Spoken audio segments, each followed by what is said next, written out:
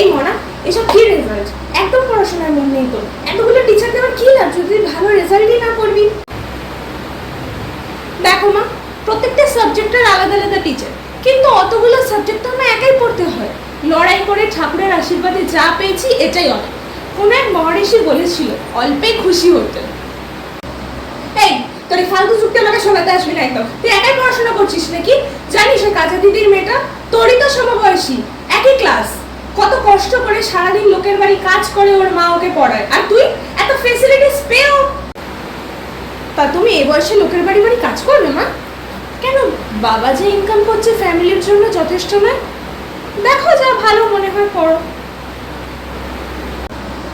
পারবো না আমি তোর সাথে, অনেক হয়েছে মা। তোর যুক্তির সামনে টেকার ক্ষমতা আমার নেই। ভদ্রভাবে তোকে বুঝিয়ে আমি পারবো।